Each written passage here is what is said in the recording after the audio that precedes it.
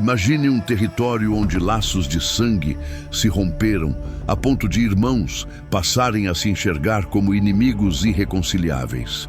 Um lugar onde até uma simples saudação podia ser interpretada como sinal de traição. Onde atravessar uma determinada região era algo tão impensável que muitos preferiam caminhar dias inteiros sob o sol inclemente do deserto a colocar os pés ali. Nas regiões montanhosas de Israel, existia um povo que por gerações viveu sob a crença de que carregava uma condenação singular imposta pelos judeus. Era como se aos samaritanos fosse negado até mesmo o direito de participar da ressurreição.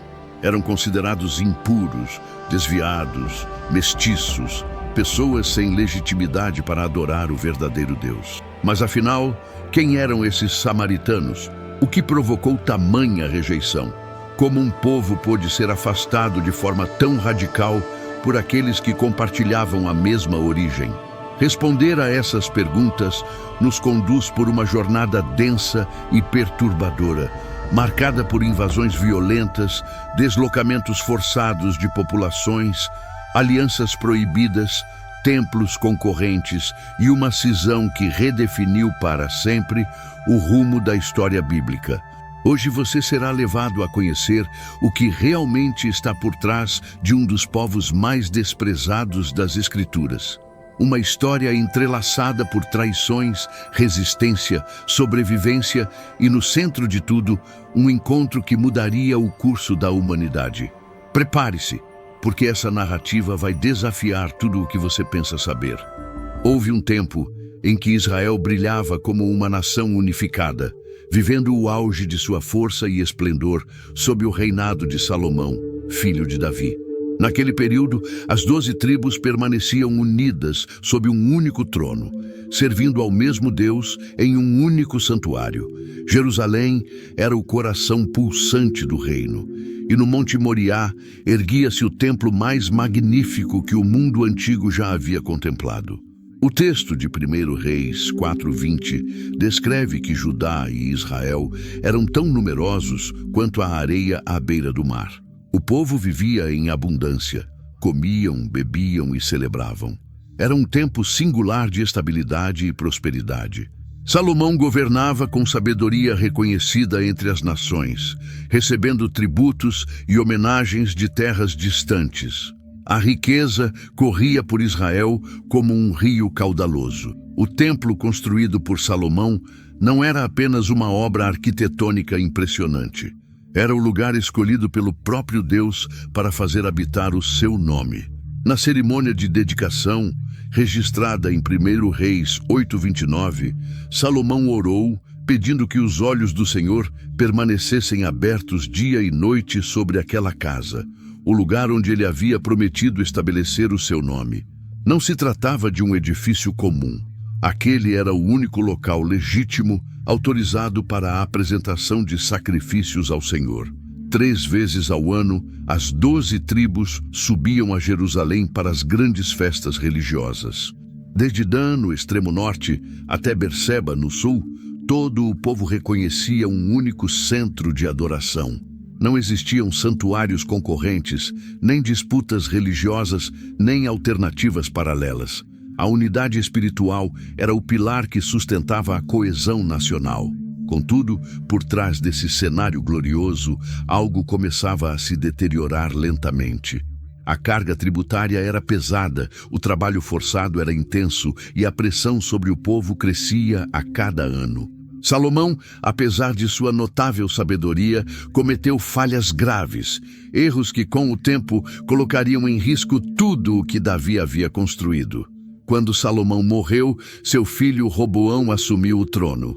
Jovem, inexperiente e cercado por conselheiros desconectados da realidade do povo, ele herdou um reino à beira da ruptura.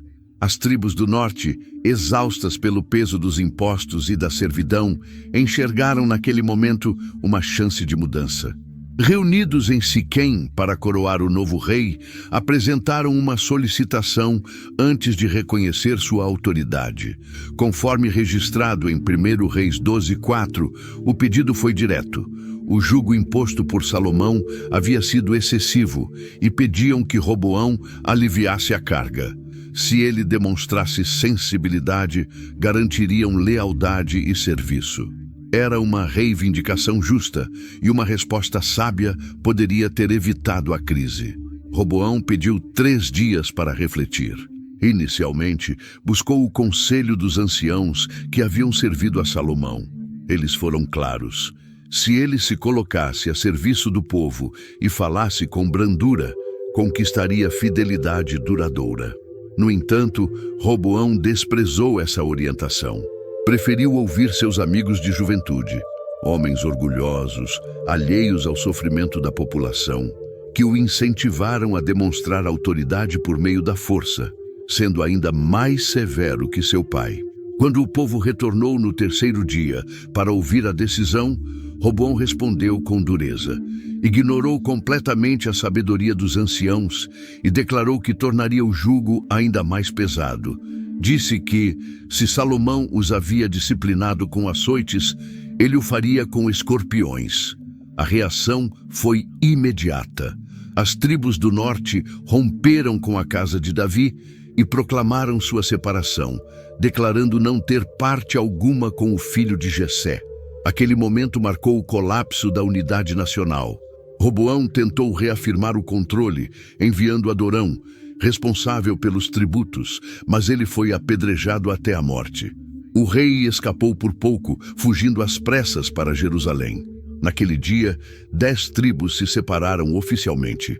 Apenas Judá e Benjamim permaneceram fiéis à linhagem davídica. O reino unificado de Salomão havia chegado ao fim. Em seu lugar, surgiram 2 reinos distintos, Israel ao norte e Judá ao sul.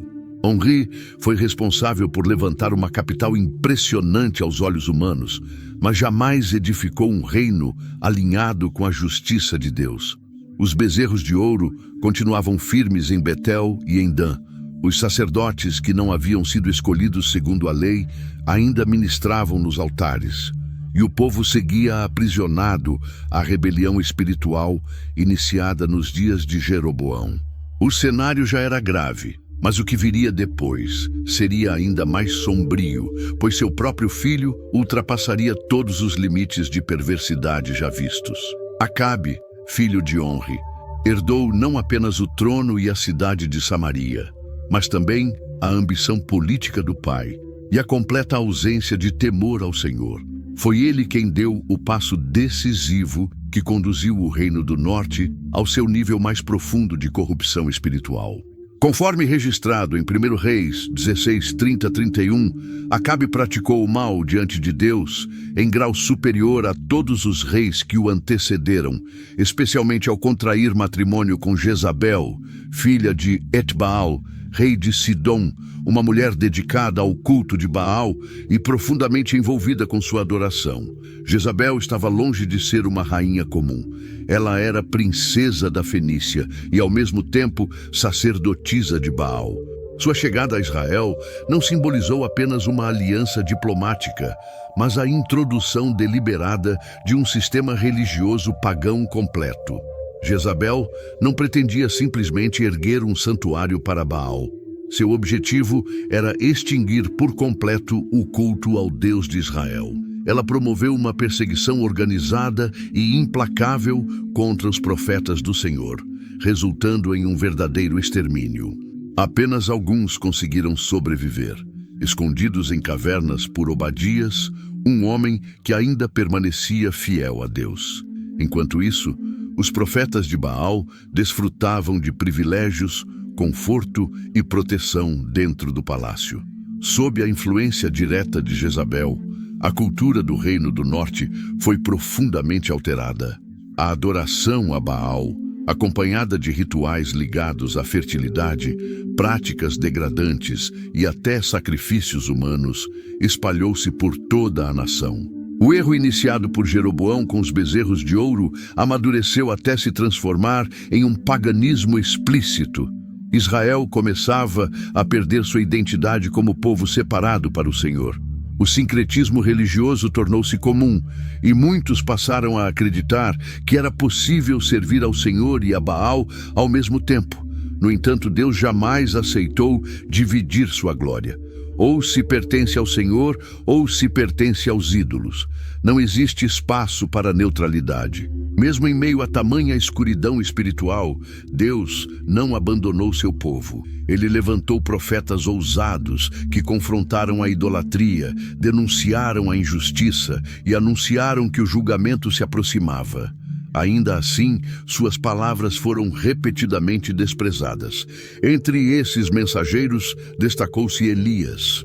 Ele surgiu diante de Acabe com uma declaração poderosa, registrada em 1 Reis 17:1, afirmando que enquanto o Senhor, Deus de Israel, vivesse, não haveria orvalho nem chuva sobre a terra, a não ser por sua palavra. Assim como apareceu repentinamente, Elias desapareceu. Durante 3 anos e meio, nenhuma gota de chuva caiu sobre Israel. A seca devastou a terra. As plantações secaram, o gado morreu e a fome se espalhou por todo o reino. Ainda assim, Acabe e Jezabel não se arrependeram. Em vez de buscarem a Deus, decidiram perseguir o profeta. Elias precisou fugir e se esconder, sendo sustentado milagrosamente, primeiro por corvos e depois por uma viúva pobre na região de Sidom. Após esse período, Elias retornou com um desafio decisivo. No Monte Carmelo, ele confrontou diretamente os 450 profetas de Baal, dando início a um dos maiores confrontos espirituais registrados nas Escrituras. Em 1 Reis 18:21, Elias lançou a pergunta que revelou a crise espiritual de Israel. Até quando o povo permaneceria dividido? Se o Senhor fosse Deus, deveriam segui-lo. Se Baal fosse, então que o servissem. O povo permaneceu em silêncio, paralisado pela indecisão espiritual. O desafio foi estabelecido de forma clara. Cada lado prepararia um sacrifício sem acender fogo. O Deus que respondesse com fogo do céu seria reconhecido como o verdadeiro. Os profetas de Baal clamaram, dançaram, entraram em frenesi e se cortaram com facas desde a manhã até o entardecer. Nada aconteceu. Nenhuma resposta veio. Apenas silêncio. Então Elias fez uma oração simples. Imediatamente o fogo do Senhor desceu do céu, consumindo o sacrifício, a lenha, as pedras, o pó da terra e até a água da vala ao redor do altar. O povo caiu com o rosto em terra, clamando repetidamente que o Senhor era Deus. Aquele momento carregava um enorme potencial de arrependimento nacional, mas foi breve. Ao saber da morte de seus profetas, Jezabel jurou matar Elias e o ciclo de rebelião prosseguiu. Depois de Elias, Deus levantou Eliseu, que realizou ainda mais milagres do que seu mestre. Ele curou leprosos, multiplicou azeite e pão e até ressuscitou mortos. Cada sinal era uma demonstração clara do poder de Deus e um convite ao arrependimento. Mesmo assim, os reis continuaram a agir perversamente. Em seguida, surgiu Oséias, cuja própria vida tornou-se uma mensagem viva. Deus o ordenou que se casasse com uma mulher infiel, como símbolo da infidelidade de Israel. Em Oséias 4:1, o profeta declarou que o Senhor tinha uma acusação contra o povo, pois não havia mais verdade, nem misericórdia, nem conhecimento de Deus na terra. Essas palavras eram duras, mas refletiam a realidade. Israel havia perdido o conhecimento do Senhor. Amós, um simples pastor de ovelhas oriundo de Judá, foi enviado ao reino do norte com mensagens severas de julgamento.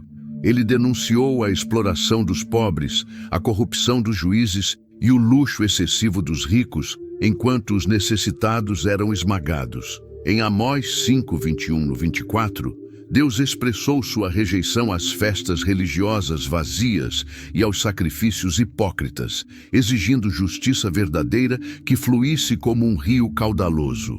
As advertências eram claras. O juízo estava se aproximando. Enquanto isso, a Assíria surgia como uma potência militar implacável no Oriente. Os profetas anunciaram que Deus usaria essa nação pagã para disciplinar Israel, mas ninguém quis ouvir. Os reis de Israel depositavam sua confiança em alianças políticas, em exércitos e em cidades fortificadas. Confiavam em tudo, exceto no Senhor. O Império Assírio era uma máquina de guerra cruel e eficiente.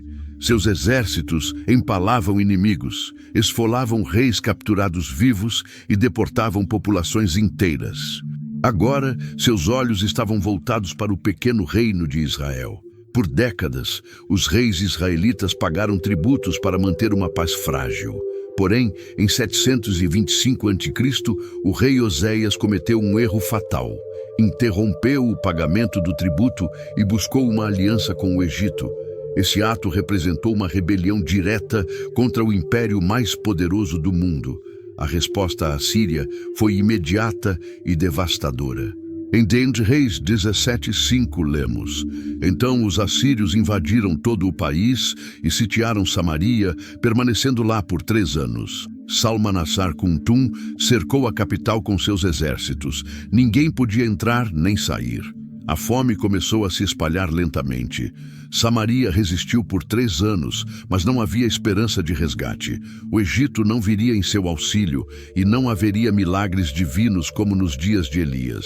Deus já havia advertido por séculos e agora sua paciência havia se esgotado. Em 722 a.C., e Samaria finalmente caiu. Salmanasar morreu durante o cerco, mas foi Sargão II quem completou a conquista e levou o crédito. Nos registros assírios, ele se gabou: Conquistei e saqueei Samaria, levando 27.290 de seus habitantes. Foi o fim do Reino do Norte. As razões para esse desastre são claramente explicadas em 2 Reis 17, 7-12. Isso aconteceu porque os filhos de Israel pecaram contra Jeová, seu Deus, que os tirou da terra do Egito. Eles temeram deuses estrangeiros e seguiram as práticas das nações que o Senhor havia expulsado diante deles. Fizeram coisas muito más para provocar a ira de Jeová. O texto continua enumerando seus pecados. Ergueram estátuas e imagens de Azerá, queimaram incenso em todos os altos, fizeram esculturas fundidas, adoraram o exército celestial e serviram a Baal. Fizeram seus filhos passarem pelo fogo, praticaram adivinhação e buscaram presságios. Uma lista completa de apostasia. E em 2 Reis 17:13, vem o triste lembrete. Senhor advertiu Israel e Judá por meio de todos os profetas, dizendo: Voltem dos seus maus caminhos e guardem os meus mandamentos e estatutos. Eles foram avisados repetidamente, mas não ouviram. A cidade de Samaria, que havia sido o orgulho de Onre, agora estava em ruínas. Seus palácios foram saqueados, suas muralhas destruídas, seus habitantes encadeados e preparados para o longo e terrível exílio. O Reino do Norte, que havia durado pouco mais de 200 anos, agora desaparecia da história. A política assíria de conquista era diferente de outros impérios. Os assírios não se contentavam em cobrar tributo e deixar a população no local. Eles praticavam a deportação em massa como ferramenta política. Arrancavam as pessoas de suas terras e as espalhavam por todo o império. Em 2 Reis 17:6 está registrado o destino de Israel. No 9º ano de Oséias, o rei da Assíria tomou Samaria e levou Israel cativo para a Assíria e os colocou em Ala, no Abor, junto ao rio Gozã e nas cidades dos Medos. Esses lugares estavam a centenas de quilômetros de distância, na região que hoje corresponde ao Irã e ao Iraque. Não todos foram deportados. Os assírios levaram principalmente a elite, líderes políticos, militares, artesãos qualificados e comerciantes ricos. De acordo com os registros assírios, cerca de 27.000 pessoas foram deportadas de Samaria, mas isso representava apenas uma fração da população total. Os camponeses pobres, os agricultores e trabalhadores da terra ficaram para trás. Eles eram necessários para cultivar os campos e manter a terra produtiva. Para os deportados, a jornada foi um pesadelo. Encadeados, marcharam centenas de quilômetros através de desertos e montanhas, vendo seus entes queridos morrerem ao longo do caminho. As mães carregavam bebês que não sobreviveriam. Os idosos caíam exaustos e eram deixados para trás. Era a marcha da morte de uma nação. Quando finalmente chegaram aos seus destinos, foram espalhados por diversas regiões do Império Assírio.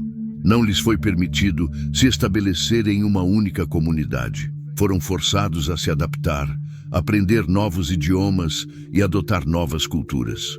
Com o tempo, a maioria dessas 10 tribos perdeu sua identidade. Casaram-se com os povos locais. Seus filhos e netos esqueceram o hebraico.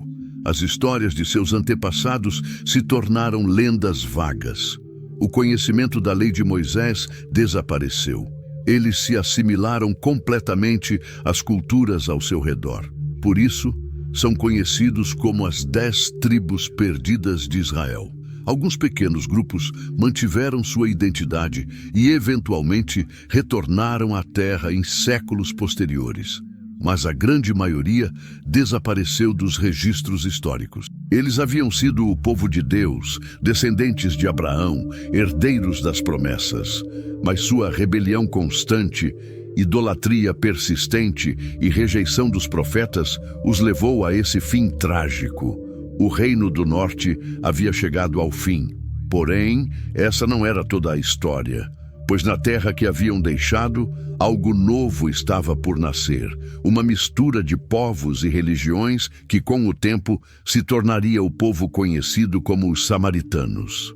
Os assírios não deixavam as terras conquistadas vazias. Eles aplicavam um sistema calculado e cruel, que havia aperfeiçoado ao longo de décadas de conquistas. Enquanto deportavam os habitantes originais, traziam populações de outras terras conquistadas para ocupar esses espaços.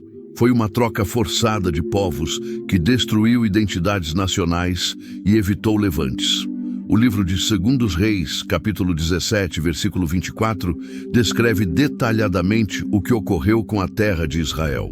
O rei da Assíria trouxe pessoas de Babilônia, Cuta, Aba, Hamat e Sefarvaim e as colocou nas cidades de Samaria, no lugar dos filhos de Israel. Esses povos ocuparam Samaria e habitaram nas cidades dela. 5 grupos diferentes de 5 regiões diversas, todos arrancados de seus lares e lançados juntos em uma terra desconhecida. Cada um desses povos possuía sua própria história, cultura e idioma. Os babilônios vinham do centro da Mesopotâmia, uma antiga civilização com divindades poderosas. Os cutaios eram de uma cidade ao norte de Babilônia. Os de Aba, Hamat e Sefarvaim eram oriundos da Síria e regiões vizinhas. Nenhum desses povos havia solicitado vir a essa terra. Todos foram forçados. Ao chegarem, encontraram cidades parcialmente desocupadas, casas abandonadas, portas abertas, campos não cultivados e vinhedos negligenciados. Os assírios lhes disseram que aquela era agora a sua terra e que deveriam trabalhar nela e torná-la produtiva novamente. Não se importaram que esses estrangeiros não conheciam os costumes locais, nem as técnicas agrícolas da região, muito menos o Deus que os israelitas adoravam ali. O objetivo dos assírios era claro: criar uma população mista, sem coesão nacional, sem uma história compartilhada, sem uma identidade comum que os unisse em uma possível revolta. E por um tempo, esse plano funcionou bem. Esses colonos não tinham lealdade à terra de Israel, não conheciam seu passado e não valorizavam seu significado espiritual. Para eles, era apenas o local onde o império os havia forçado a viver. Eles se estabeleceram nas cidades construídas pelos israelitas, dormiram em camas deixadas por outros, cozinharam nos fornos que os israelitas haviam usado. Mas não eram israelitas. Eram estrangeiros vivendo em terra estrangeira, sem saber que estavam pisando em solo sagrado onde Deus havia caminhado com seu povo por séculos. Esses novos habitantes não vieram sozinhos. Trouxeram consigo algo que os assírios não podiam controlar: seus deuses. Cada grupo trouxe sua devoção às divindades que adoravam em suas terras de origem. E agora, nas colinas do que antes foi Israel, começaram a estabelecer seus próprios cultos pagãos. O texto de 2 Reis 17, 29 e 31 descreve detalhadamente o que cada povo fez. Cada nação criou seus próprios deuses e os colocou nos templos construídos nas colinas, nos lugares elevados que os samaritanos haviam erguido, cada um em sua própria cidade. Os babilônios criaram Sucot-ben-Benot, os cutaios ergueram Nergal, o povo de Ramate fez Acima, os abeianos criaram Nibas e Tartak, e os sefarditas queimaram seus filhos no fogo em Adrameleque e Anameleque. Esses deuses não eram apenas estátuas ou ídolos, mas representavam todo um sistema de crenças e práticas. Sucot-Benot provavelmente era uma deusa da fertilidade adorada pelos babilônios.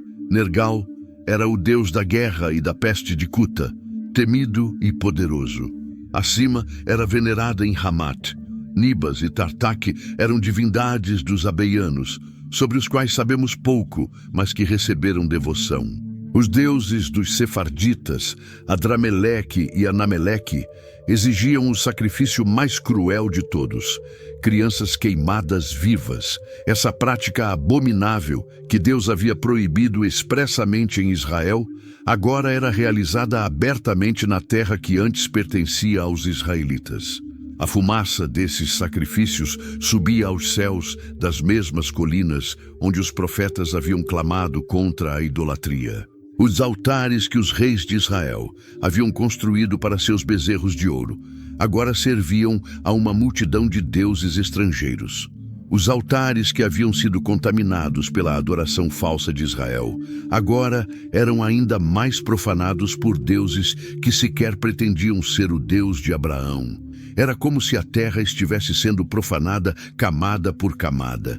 Cada cidade tinha seu próprio panteão. Em uma cidade, você encontrava um altar a Nergal, na próxima, um santuário a Azima.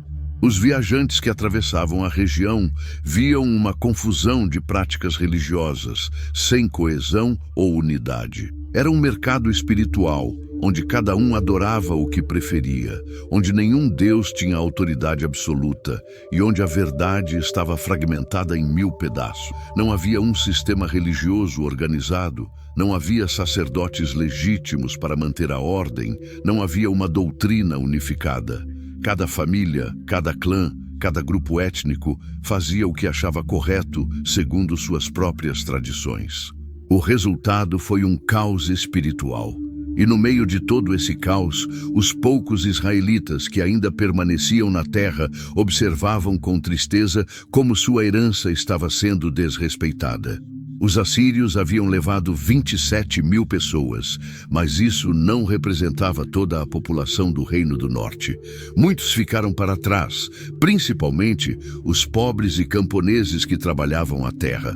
Esses israelitas remanescentes agora se viam como minoria em sua própria terra, cercados por estrangeiros que não conheciam o Deus de seus pais. A Bíblia não nos dá números exatos de quantos israelitas permaneceram, mas sabemos que eram suficientes para manter uma presença. Eram os agricultores que conheciam as estações de plantio, os pastores que entendiam os campos, os trabalhadores que sabiam como manter os sistemas de irrigação. Os assírios precisavam deles para que a terra continuasse a produzir.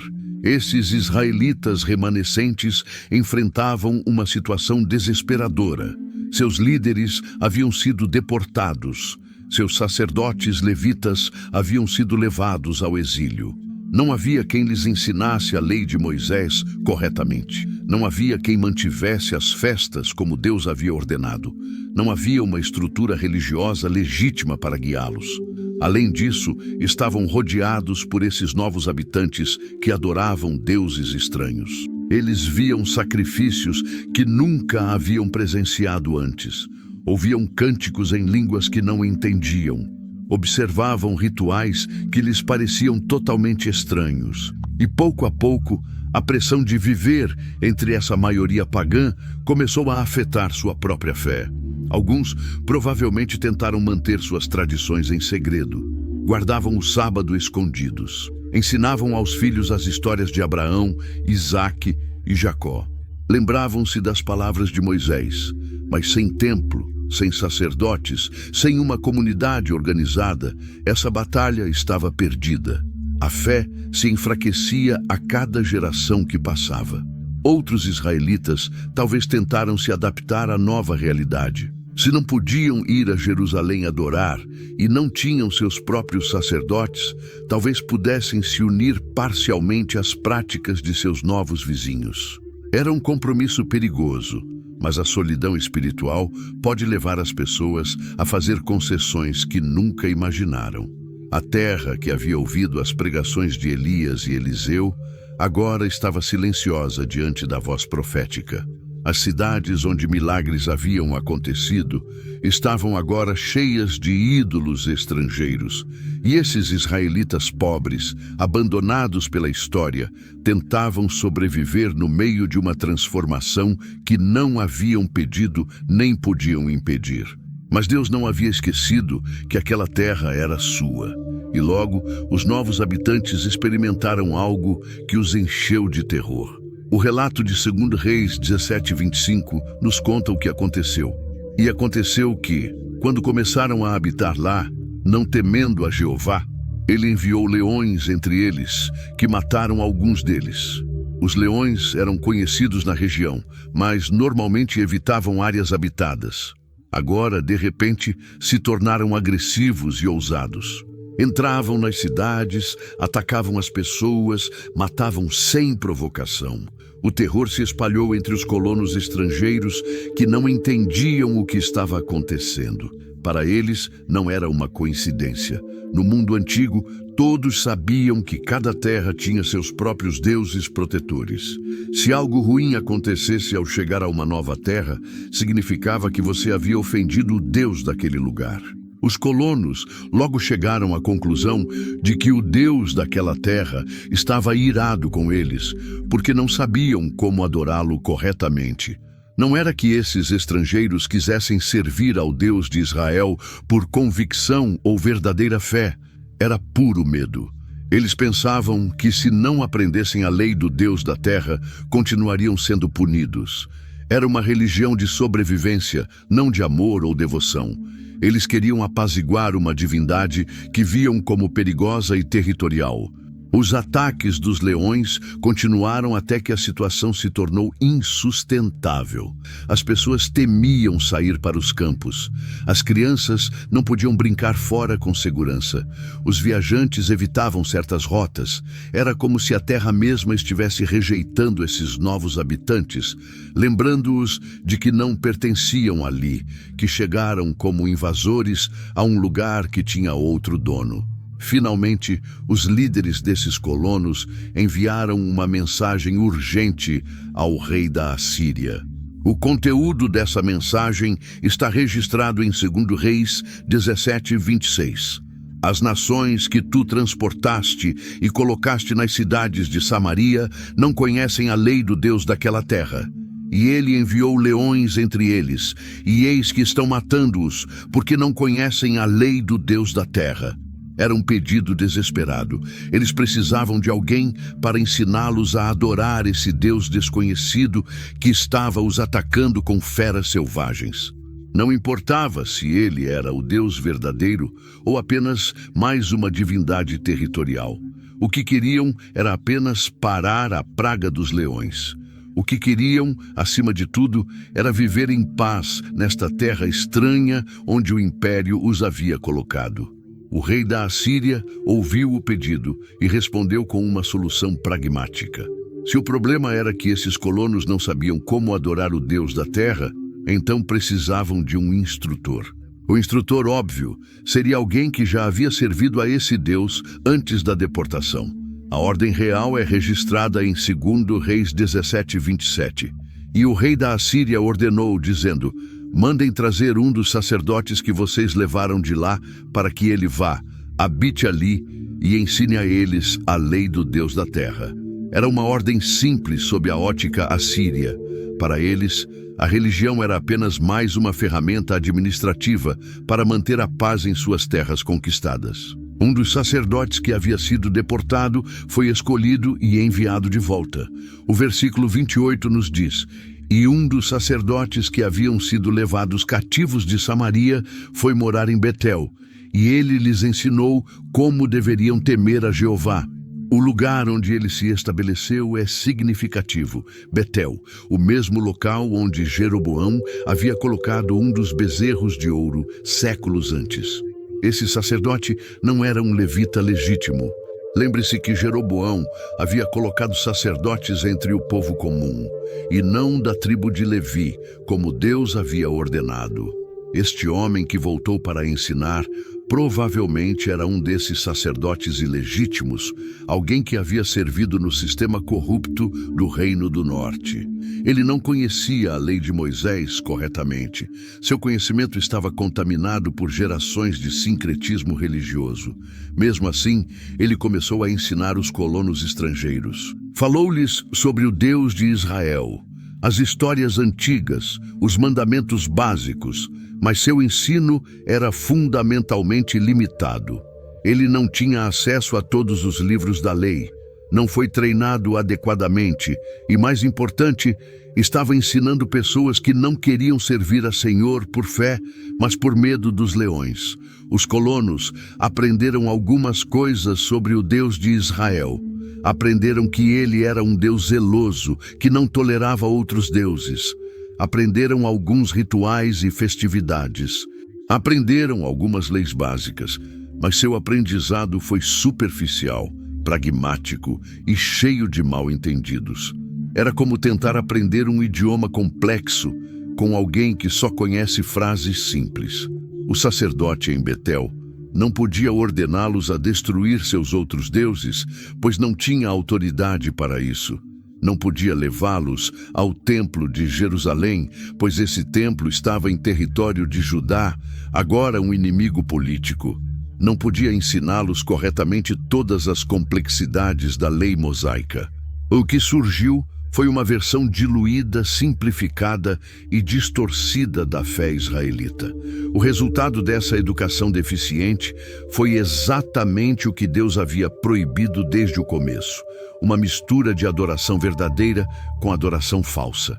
E não foi uma mistura feita em segredo ou por engano. Foi algo aberto, intencional e considerado perfeitamente aceitável por aqueles que a praticavam.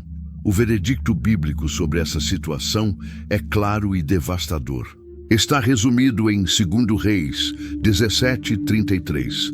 Eles temiam a Jeová, mas honravam seus deuses de acordo com o costume das nações de onde haviam sido tirados. Era uma religião de duas faces. Por um lado, reconheciam o Senhor como o Deus da terra. Por outro, continuavam a servir seus próprios deuses tradicionais. Isso não era verdadeira fé, era uma garantia religiosa. Eles adoravam a Senhor para afastar leões e pragas, mas adoravam seus próprios deuses, porque esses eram os deuses de seus pais, os deuses que conheciam e com os quais se sentiam à vontade. Pensavam que podiam ter o melhor dos dois mundos, satisfazendo todas as divindades e garantindo proteção e prosperidade. Em suas mentes não havia conflito. Senhor era o Deus dessa terra específica. Baal era o Deus da fertilidade. Nergal era o Deus da guerra. Azima tinha sua própria esfera de influência. Cada Deus servia a um propósito diferente. Por que não adorá-los a todos? Para eles, isso parecia perfeitamente lógico dentro de uma visão de mundo politeísta. Mas isso era uma completa abominação para o Deus que havia declarado: "Não terás outros deuses diante de mim." O texto continua explicando nos versículos 34 e 41 do mesmo capítulo. Até hoje eles agem como antes. Não temem a Jeová, nem cumprem seus estatutos, nem suas ordenanças, nem agem conforme a lei e os mandamentos que o Senhor prescreveu para os filhos de Jacó. Por isso, eles temem o Senhor, mas ao mesmo tempo servem aos seus ídolos. assim como seus filhos e netos. De acordo com o que fizeram, os pais deles ainda fazem isso hoje em dia. Essa prática não foi temporária. Ela se tornou a norma, transmitida de geração em geração. As crianças cresceram vendo seus pais oferecerem sacrifícios, tanto no altar de Senhor quanto nos altares dos deuses pagãos. Para elas, isso era normal. Não conheciam outra forma de religião. O sincretismo havia se institucionalizado. Os lugares altos que pontilhavam as colinas de Samaria se tornaram centros desse culto misto. No mesmo lugar, você podia ver os sacrifícios sendo oferecidos a Senhor pela manhã e a Baal à tarde. Os mesmos sacerdotes serviam nos rituais para diferentes deuses. As mesmas pessoas que invocavam o nome do Senhor também invocavam os nomes de ídolos mudos. Esse sistema religioso híbrido tinha uma estabilidade superficial. Todos pareciam felizes. Os leões haviam parado os ataques, ou pelo menos eles haviam diminuído. As colheitas estavam crescendo, a vida seguia. Para aqueles que participavam desse sistema, parecia que haviam encontrado o equilíbrio perfeito. Mas, da perspectiva de Deus, era pura prostituição espiritual. O tempo passou e os anos se transformaram em décadas. O que era inevitável começou a acontecer. Os israelitas remanescentes e os colonos estrangeiros começaram a se casar entre si. Isso era algo natural, visto que viviam nas mesmas cidades, cultivavam os mesmos campos e compartilhavam os mercados. Os jovens se conheciam, se apaixonavam e formavam famílias. A lei de Moisés tinha sido clara em relação aos casamentos entre diferentes povos. Em Deuteronômio 7, versículos 3 e 4, dizia: "Não farás aliança com eles, não darás tua filha ao filho deles, nem tomarás a filha deles para teu filho, pois isso fará com que teus filhos se desviem de mim e sirvam a deuses estranhos." A razão dessa proibição não era racial, mas religiosa. Casamentos mistos podiam levar à apostasia, mas agora ninguém estava mais para fazer cumprir essas normas. Não havia liderança religiosa legítima, nem uma comunidade de crentes para garantir que os preceitos fossem seguidos. Os sacerdotes que ainda restavam eram da linhagem corrompida de Jeroboão e participavam do sincretismo religioso. Não havia ninguém que dissesse: "Isso está errado." As cerimônias de casamento misturavam rituais israelitas com práticas pagãs. Um casal podia invocar o nome de Senhor durante a cerimônia e logo depois oferecer sacrifícios a Ásera. Os filhos dessas uniões herdavam uma identidade fragmentada.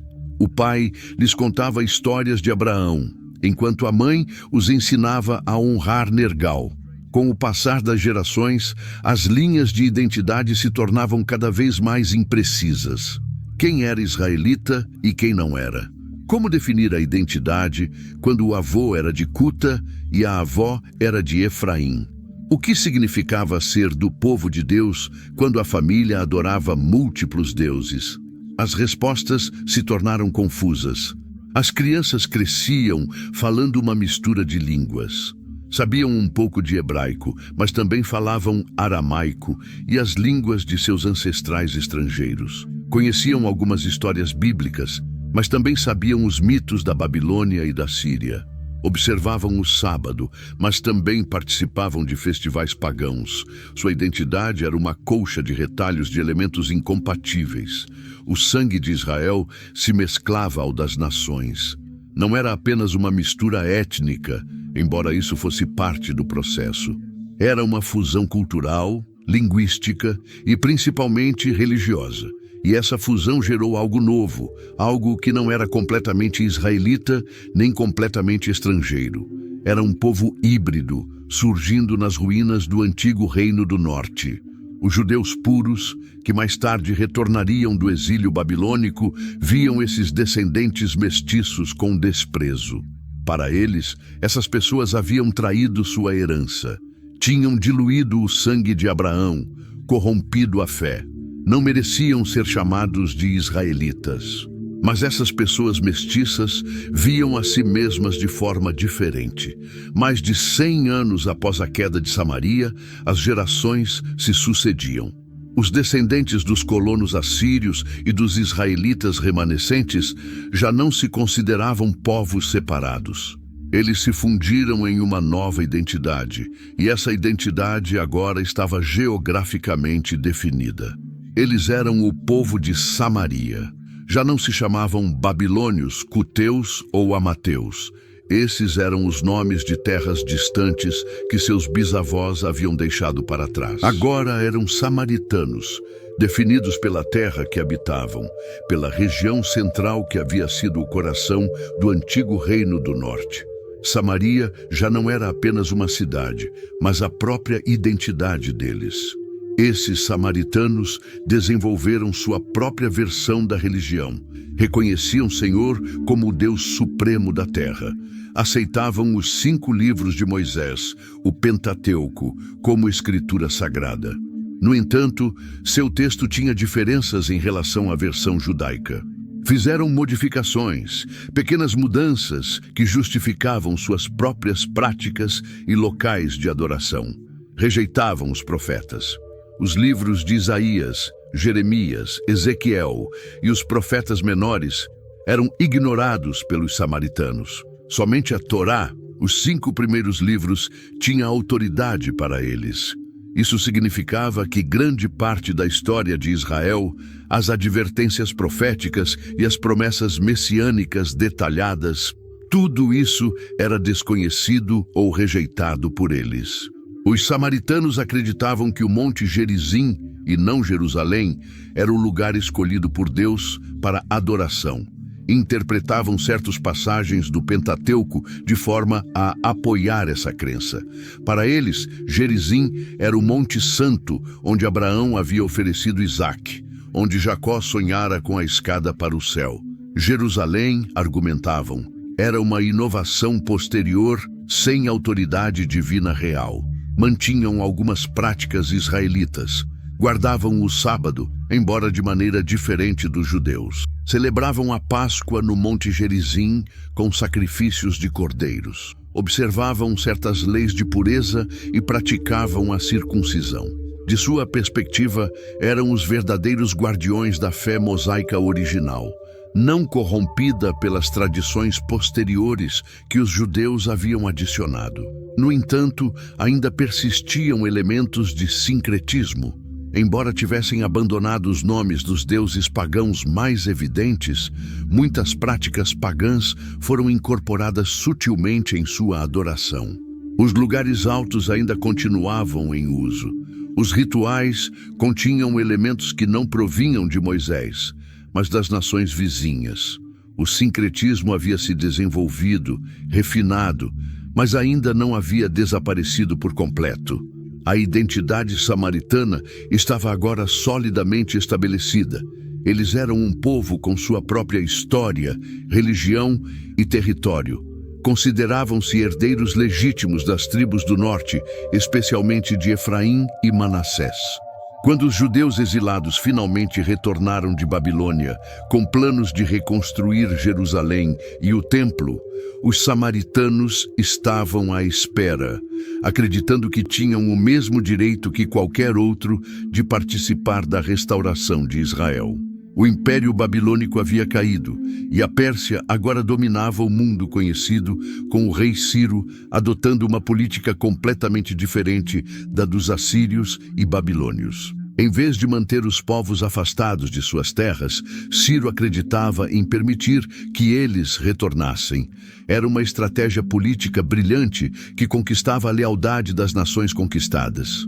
No ano de 538 a.C., Ciro emitiu um decreto revolucionário. O livro de Esdras, capítulo 1, versículos 2 e 3, registra suas palavras.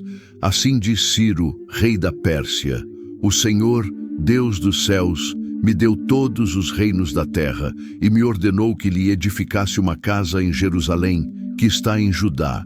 Quem dentre vós for do seu povo, Que o Deus de Israel seja com ele e suba a Jerusalém, que está em Judá, e edifique a casa do Senhor, Deus de Israel.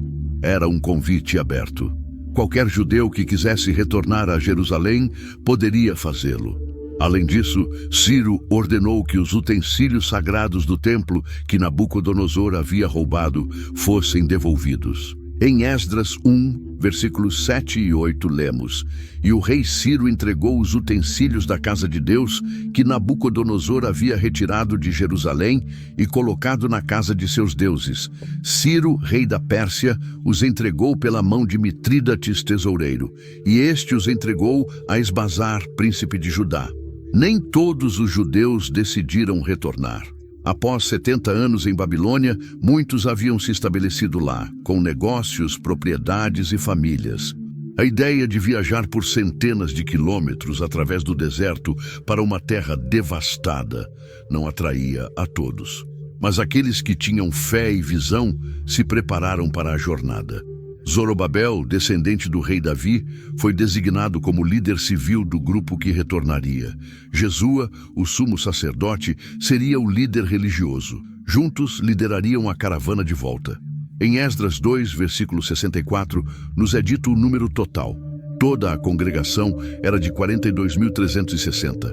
Além desses, havia 7.337 servos e 200 cantores. A viagem foi longa e perigosa. Eles atravessaram rios, desertos, enfrentaram bandidos, mas finalmente chegaram a Jerusalém.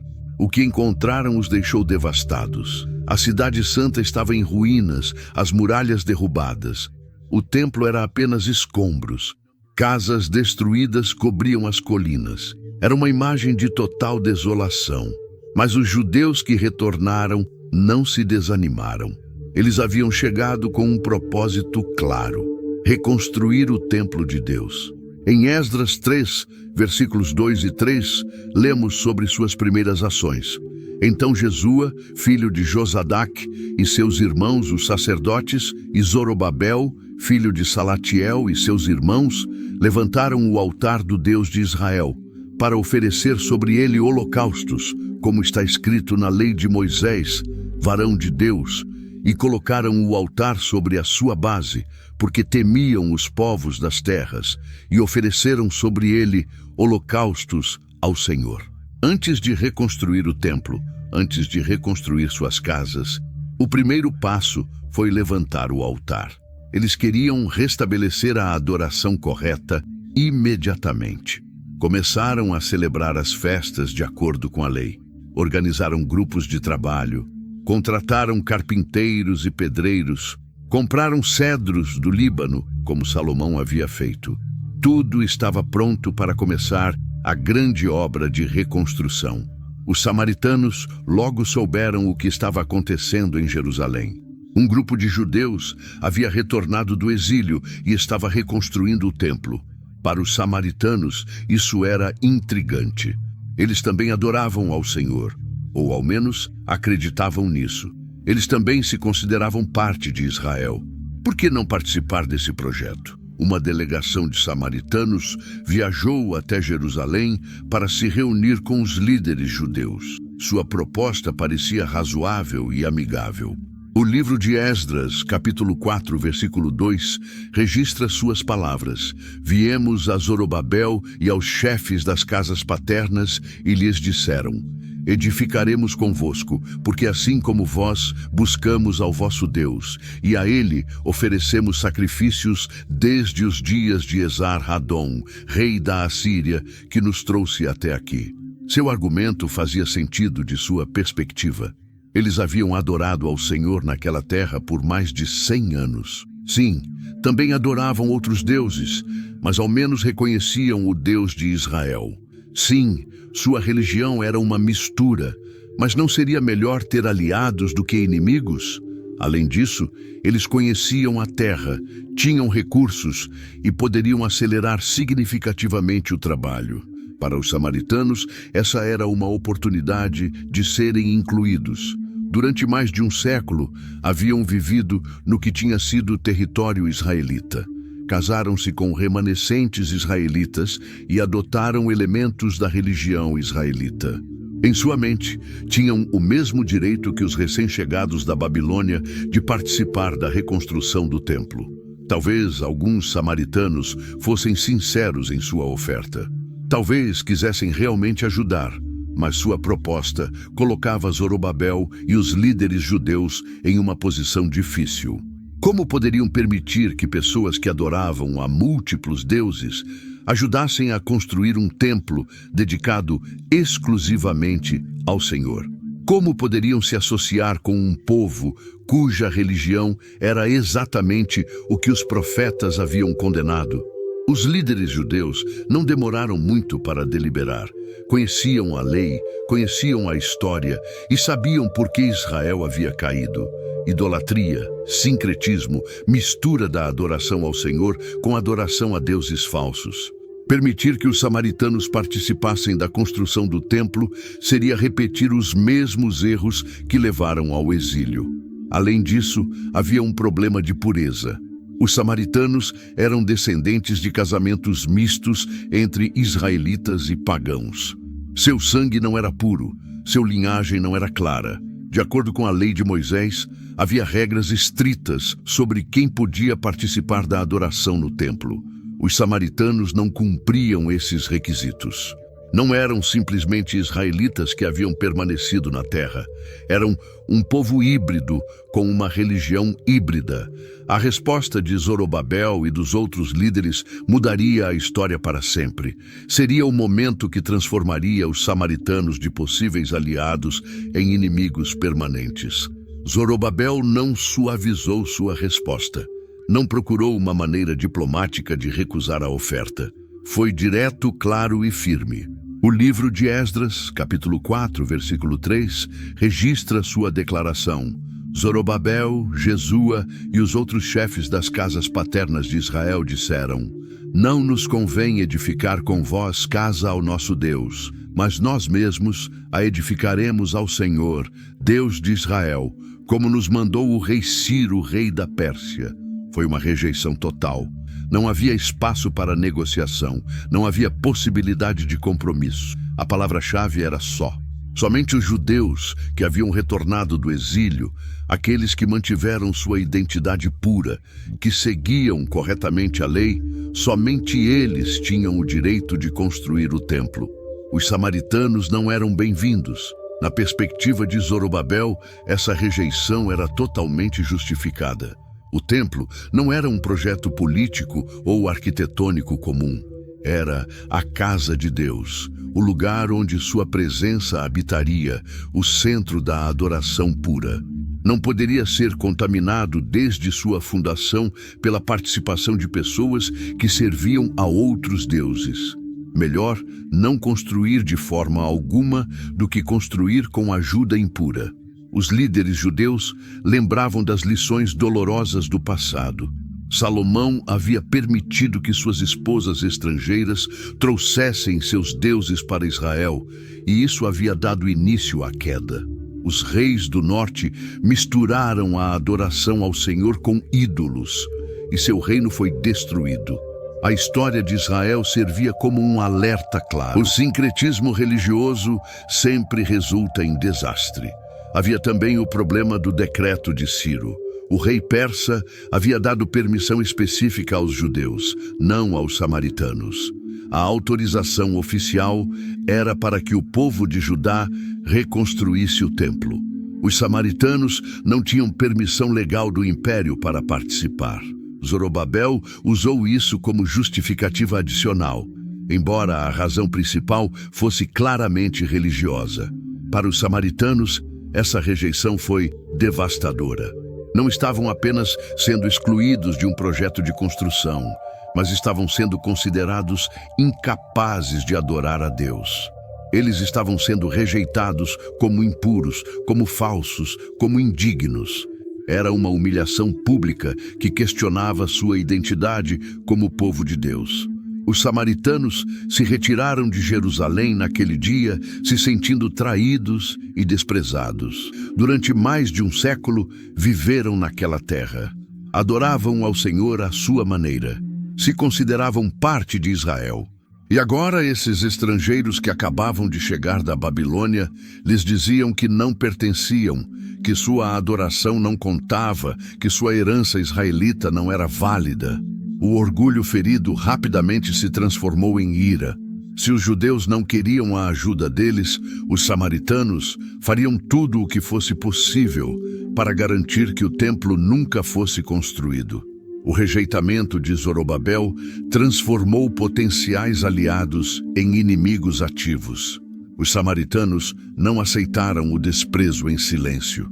Se não podiam participar da construção do templo, garantiriam que ninguém mais o fizesse. Começaram uma campanha deliberada de sabotagem e obstrução que duraria anos. O livro de Esdras, capítulo 4, versículo 4, descreve suas primeiras táticas. Mas o povo da terra amedrontava o povo de Judá e o aterrorizava para que não edificasse. A intimidação foi constante, com ameaças veladas, presença hostil nas áreas de construção, rumores de ataques. Os trabalhadores judeus tinham que trabalhar com ferramentas em uma mão e armas na outra, sempre vigilantes. Porém, os samaritanos eram mais astutos do que usar apenas a força bruta. Eles entendiam que tinham uma vantagem. Conheciam o sistema político persa, possuíam conexões e sabiam como trabalhar dentro do sistema burocrático do império. Em Esdras 4, versículo 5, lemos: sobornaram também contra eles os conselheiros para frustrar os seus propósitos, todo o tempo de Ciro, rei da Pérsia, e até o reinado de Dário, rei da Pérsia. Os samaritanos usaram seu dinheiro e influência para criar obstáculos administrativos. Cada permissão era atrasada. Cada pedido de materiais era questionado, cada fase do projeto enfrentava novas regulamentações inventadas. A burocracia foi transformada em uma arma. Quando Ciro morreu e seu filho Cambises assumiu o poder, os samaritanos viram uma nova oportunidade. E quando Cambises morreu e foi sucedido por Artaxerxes, escreveram uma carta formal de acusação. Essa carta está registrada em Esdras 4, versículos 11 a 16. E era um documento projetado para causar pânico no rei persa. A carta dizia: saibam os servos do rei que os judeus que subiram de ti para nós vieram a Jerusalém e estão edificando a cidade rebelde e perversa, levantando os muros e reparando os alicerces. Agora saiba o rei que se aquela cidade for reedificada e os muros forem levantados, eles não pagarão tributos, impostos e rendas, e o erário dos reis será prejudicado.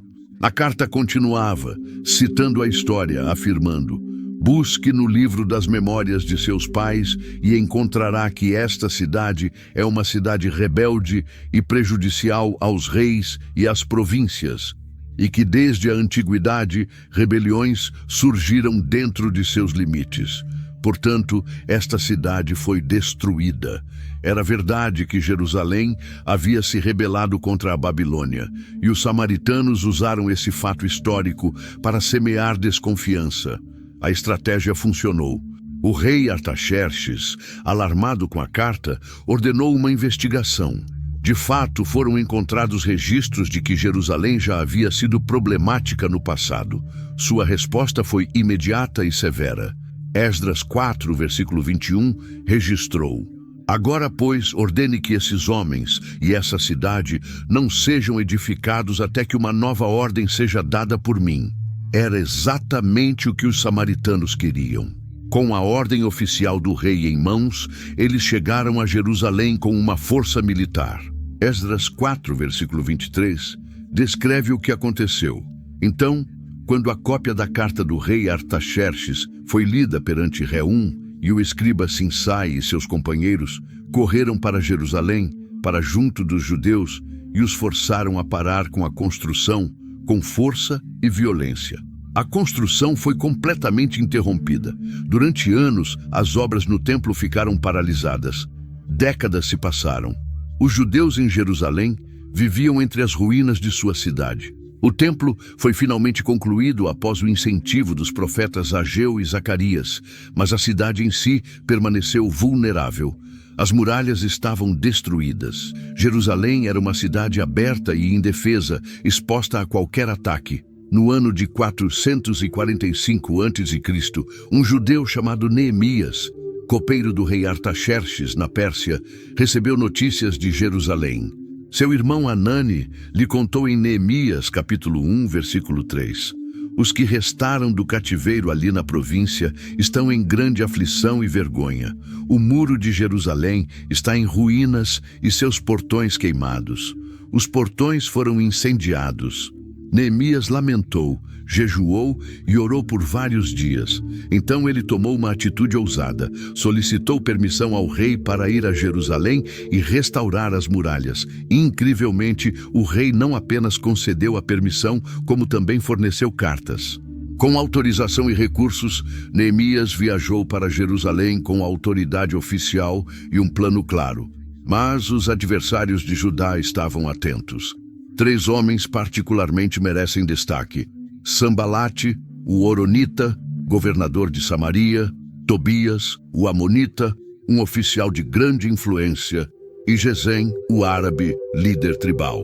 Esses 3 formaram uma aliança para impedir Neemias.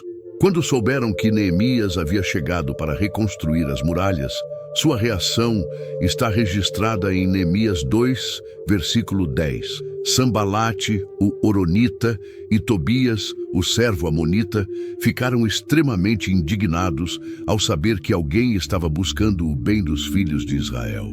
Não se tratava apenas de antipatia, mas de um ódio profundo por qualquer ação que fortalecesse Jerusalém. Inicialmente, tentaram zombar e desprezar. Neemias 4, versículos 2 e 3, registram seu escárnio, como falaram diante de seus aliados e do exército de Samaria e disseram: o que esses judeus frágeis estão fazendo? Eles serão autorizados a oferecer sacrifícios novamente? Eles vão terminar em um dia. Vão erguer dos montes de poeira as pedras que foram queimadas. E estava ao lado dele Tobias, o amonita, que disse: o que eles constroem no muro de pedra, se subir uma raposa, derrubará. Mas Neemias não se deixou abalar. Organizou o povo de forma engenhosa. A metade trabalhava, enquanto a outra metade ficava de guarda com armas. Aqueles que construíam levavam espadas ao cinto. Neemias 4, versículo 17, descreve a cena: os que edificavam no muro, os que carregavam e os que transportavam. Com uma mão trabalhavam na obra e com a outra seguravam a espada. Quando o escárnio não surtiu efeito, Sanbalate e seus aliados tentaram algo mais sinistro. Convidaram Neemias para se reunir com eles em uma cidade neutra, aparentemente para negociar. Porém, Neemias percebeu a verdadeira intenção deles. Em Neemias 6, versículo 2, ele entendeu o que realmente queriam. Sanbalate e Gesem enviaram-me dizer: venha e reunamo-nos em alguma das aldeias no campo de Ono. Mas eles planejaram fazer-lhe mal. Era uma armadilha para matá-lo. Neemias respondeu firmemente no versículo 3: estou realizando uma grande obra e não posso ir, porque interromperia a obra, deixando-a para ir até vocês. Ele rejeitou o convite 4 vezes. Seus inimigos não desistiram. Então tentaram uma campanha de desinformação. Contrataram um falso profeta chamado Semaías para amedrontar Neemias. Disseram-lhe que haviam homens vindo para matá-lo à noite. Sugeriram que ele se escondesse no templo para se salvar. Mas Neemias percebeu que era mais uma armadilha. Se ele fugisse para o templo como um covarde, perderia o respeito do povo e a obra seria paralisada. Em Neemias 6, versículos 10 e 11, sua resposta revela seu caráter. Então fui à casa de Semaías e ele me disse: reúnamo-nos na casa de Deus, dentro do templo, e fechemos as portas do templo, porque vem para te matar. Sim, esta noite virão para te matar. Então disse: um homem como eu deve fugir. E quem, sendo como eu, entraria no templo para salvar a sua vida? Não entrarei. Apesar de toda a oposição, as muralhas foram concluídas em apenas 52 dias. Foi um milagre de organização e determinação. Neemias 6, versículo 16, registra o impacto nos inimigos. Quando todos os nossos inimigos ouviram isso, temeram todas as nações ao redor de nós e se sentiram humilhados e souberam que por nosso Deus essa obra foi realizada. Jerusalém agora possuía defesas. Os judeus não estavam mais completamente vulneráveis. A hostilidade entre judeus e samaritanos havia chegado a um ponto onde a reconciliação parecia impossível.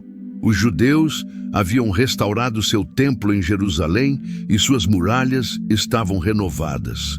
Eles controlavam Judá com firmeza, mas os samaritanos não aceitavam a superioridade religiosa de Jerusalém.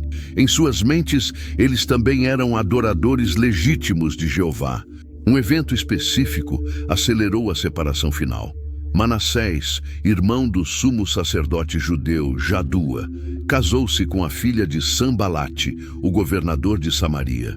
Esse casamento foi uma violação direta das leis que Neemias havia estabelecido contra casamentos mistos. O livro de Neemias, capítulo 13, versículo 28, menciona esse incidente. Um dos filhos de Joiada, filho do sumo sacerdote Eliasibe, era genro de Sambalate, o horonita, e por isso o expulsei de mim. Manassés foi expulso de Jerusalém. Ele não poderia servir como sacerdote no templo. Seu casamento com uma mulher samaritana o desqualificava. Mas Sambalate, seu sogro, viu uma oportunidade. Se seu genro não pudesse servir em Jerusalém, então construiriam seu próprio templo, onde ele poderia servir. De acordo com o historiador judeu Josefo, Sambalate construiu um templo no Monte Gerizim e nomeou Manassés como seu primeiro sumo sacerdote. Foi um movimento político e religioso brilhante. Agora, os samaritanos tinham seu próprio templo rival, seu próprio sacerdócio, seu próprio centro de adoração. Já não precisavam da aprovação de Jerusalém. O Monte Gerizim possuía significado histórico. Era um dos montes onde Josué havia reunido o povo para renovar a aliança após a entrada na Terra Prometida. De Gerizim foram pronunciadas as bênçãos. Para os samaritanos, esse monte era tão sagrado quanto qualquer lugar em Jerusalém, talvez até mais. Os samaritanos começaram a desenvolver tradições que justificavam a supremacia de Gerizim sobre Jerusalém. Argumentavam que Abraão havia oferecido Isaque em Gerizim, não no Monte Moriá, em Jerusalém. Diziam que Jacó havia sonhado com a escada para o céu nesta região, não mais ao sul. Reinterpretaram as Escrituras para apoiar suas crenças. Sua versão do Pentateuco foi alterada em ponto-chave, onde o texto judeu dizia: o lugar que o Senhor escolher. Referindo-se a Jerusalém, o texto samaritano às vezes dizia: o lugar que o Senhor escolheu no passado, referindo-se a Gerizim. Eram mudanças pequenas, mas significativas, que alteravam completamente o significado. O templo em Gerizim funcionava com todos os rituais necessários. Eles tinham sacerdotes que realizavam os sacrifícios, celebravam as festividades do Pentateuco, observavam o sábado e praticavam a circuncisão. Do ponto de vista deles, estavam completamente obedientes à lei de Moisés. A única diferença era que não viam Jerusalém como o único local legítimo de adoração. Essa separação já estava institucionalizada. Não se tratavam apenas de duas comunidades com dificuldades de convivência, mas de dois sistemas religiosos totalmente distintos, cada um afirmando ser o verdadeiro sucessor de Moisés, cada um com seu próprio templo e ambos rejeitando a legitimidade do outro. A divisão, agora, era irreconciliável. Os samaritanos precisavam de sua própria versão autorizada das Escrituras. Não aceitavam os livros históricos que exaltavam Jerusalém e a casa de Davi. Não aceitavam os profetas que haviam condenado o reino do norte. Apenas reconheciam a autoridade dos 5 livros de Moisés: Gênesis, Êxodo, Levítico, Números e Deuteronômio. O Pentateuco samaritano tornou-se sua única escritura sagrada. Eles pegaram o texto hebraico que conheciam e o copiaram cuidadosamente, mas com modificações intencionais nos pontos em que podiam justificar suas próprias práticas. Não eram mudanças drásticas, mas sim estratégicas. Uma das diferenças mais significativas estava em Deuteronômio. Após o mandamento de construir um altar no Monte Ebal, o texto samaritano inseria um mandamento adicional extenso sobre o Monte Gerizim. Essa adição elevava Gerizim ao status de monte sagrado, escolhido por Deus, dando-lhes justificação bíblica para o seu templo. Havia cerca de 6.000 diferenças menores entre o texto samaritano e o texto judaico. Muitas eram apenas variações ortográficas ou gramaticais, sem grande importância teológica, mas outras tinham claramente fins doutrinários. Qualquer referência que pudesse ser interpretada como apoio a Jerusalém era modificada ou removida sempre que possível. Os samaritanos desenvolveram sua própria tradição de escribas, que copiavam esses textos com extremo cuidado. Criaram suas próprias regras para a escrita dos rolos sagrados. Estabeleceram padrões de pureza para os copistas, tratando sua versão do Pentateuco com a mesma reverência com que os judeus tratavam a sua. Ao rejeitar tudo, exceto a Torá, os samaritanos abriram mão de uma vasta riqueza espiritual. Não possuíam os salmos para a adoração, não tinham os provérbios para a sabedoria, não tinham as profecias messiânicas detalhadas de Isaías, nem as visões de Ezequiel ou Daniel. Sua biblioteca sagrada era uma fração da que os judeus possuíam.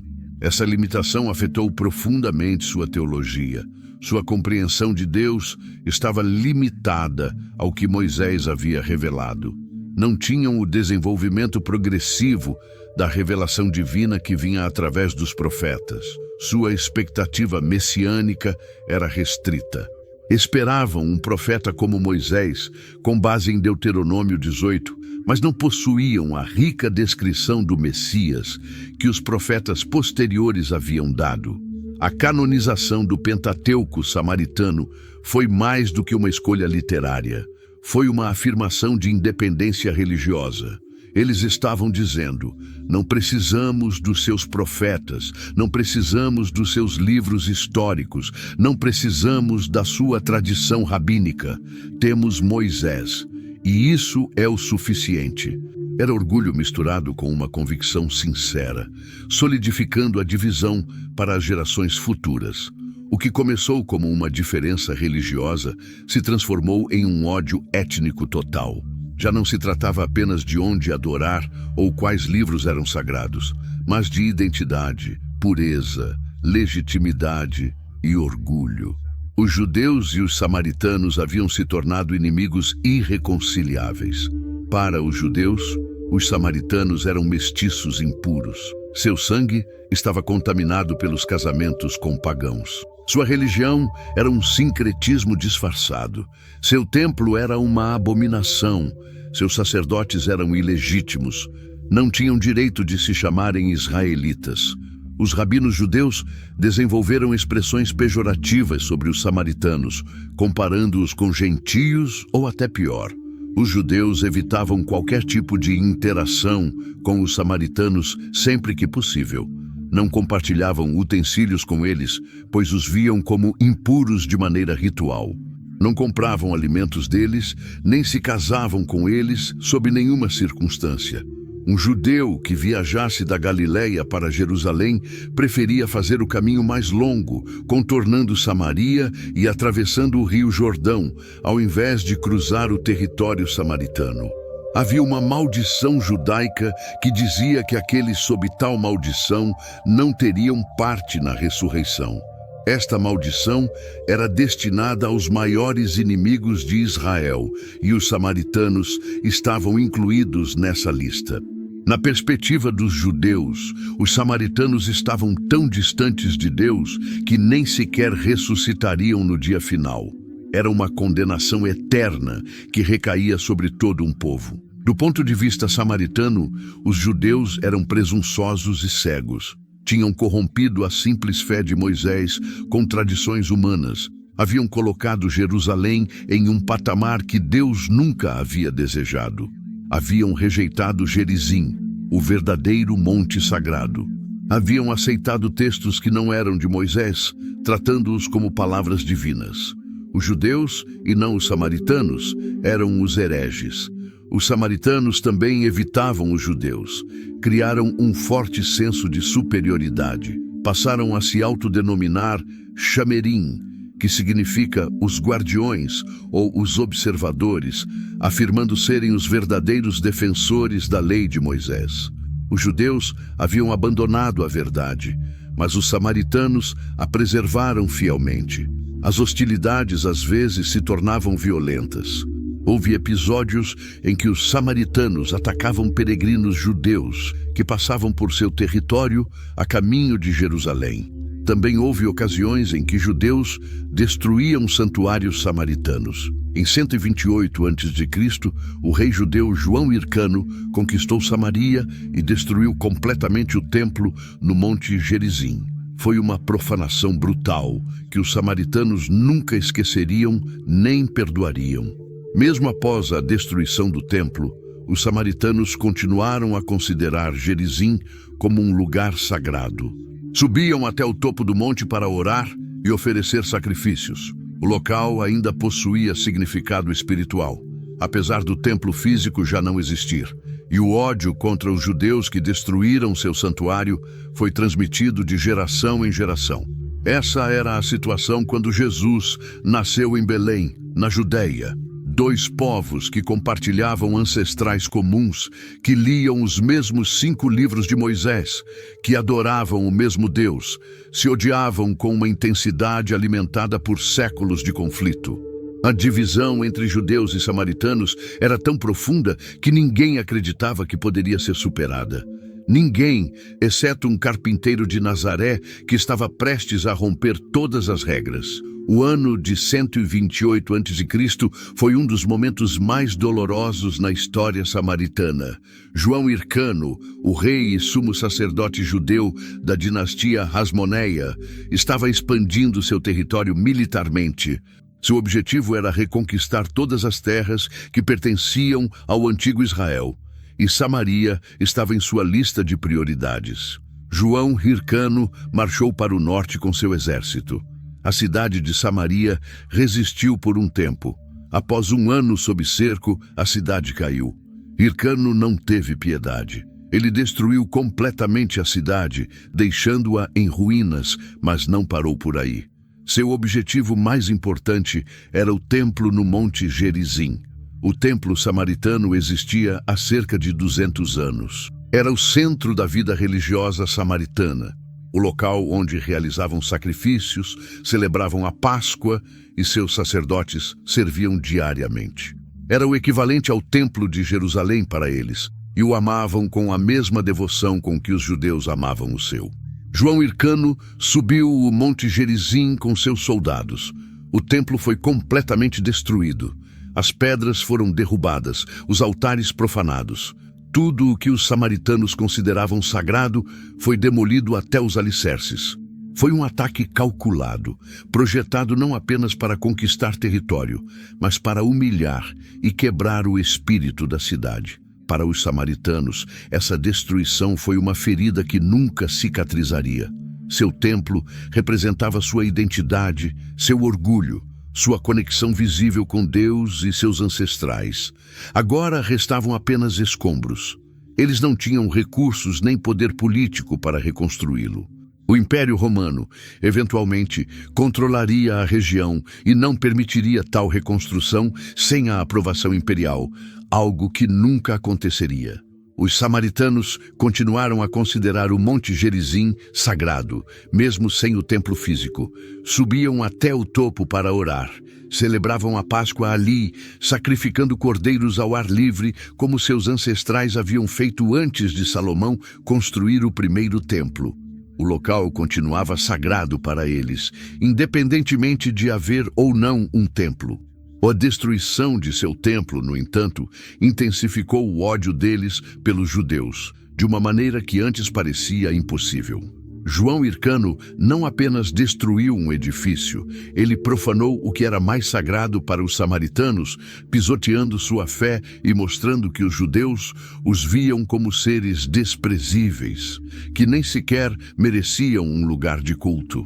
Essa ferida histórica envenenou as relações entre judeus e samaritanos por gerações. Quando Jesus iniciou seu ministério por volta de 30 d.C., a separação entre judeus e samaritanos havia atingido seu ponto máximo. Não era mais apenas uma antipatia mútua, era um sistema completo de separação social, religiosa e cultural que definia todos os aspectos da interação entre os dois povos. Os judeus consideravam os samaritanos impuros. Tocar um samaritano tornava alguém impuro. Comer alimentos preparados por um samaritano contaminava alguém. Beber de um copo usado por um samaritano exigia purificação ritual. Entrar na casa de uma mulher samaritana desqualificaria alguém de participar de certas cerimônias no templo até que fosse purificado. As leis de pureza ritual eram tão rigorosas que os rabinos constantemente debatiam sobre elas, focando nos detalhes. Até onde se poderia se aproximar de um samaritano sem se contaminar? Seria possível comprar produtos agrícolas de um samaritano se nunca tivesse tocado nas mãos dele? O que aconteceria se um samaritano tocasse em sua roupa sem que você percebesse? Essas questões dominavam as discussões nas escolas rabínicas. As viagens entre a Galileia e Jerusalém ilustravam essa segregação. A rota direta passava por Samaria e levava cerca de 3 dias. Mas a maioria dos judeus religiosos preferia a rota mais longa.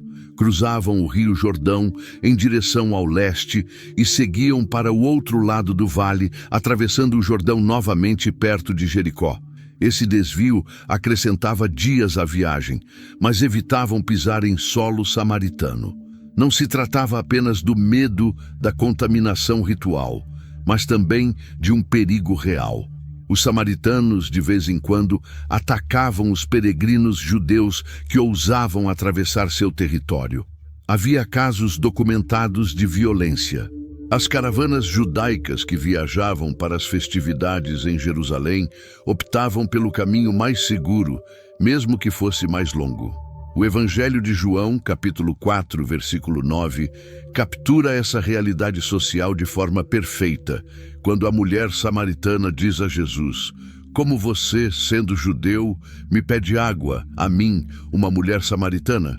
Porque os judeus e os samaritanos não se relacionam entre si. Isso era um fato bem conhecido por todos. A segregação era tão enraizada na sociedade da época que até mesmo uma simples conversa entre um judeu e um não-judeu podia ser considerada um tabu. A mulher samaritana, então, era vista como escandalosa. Nas sinagogas, os rabinos ensinavam que os samaritanos eram piores que os gentios. Ao menos os gentios admitiam que não conheciam o verdadeiro Deus, mas os samaritanos afirmavam adorar a Jeová enquanto mantinham práticas corruptas. Para os mestres da lei, essa hipocrisia tornava os samaritanos ainda mais desprezíveis. Era considerado preferível conviver com um pagão honesto do que com um falso samaritano. Os samaritanos, por sua vez, também mantinham distância dos judeus. Eles não queriam ter qualquer ligação com aqueles que destruíram suas terras e seu templo. Desenvolveram suas próprias comunidades fechadas, com escolas onde ensinavam sua versão do Pentateuco e líderes religiosos que rejeitavam qualquer autoridade dos rabinos judeus. A separação era mútua e absoluta.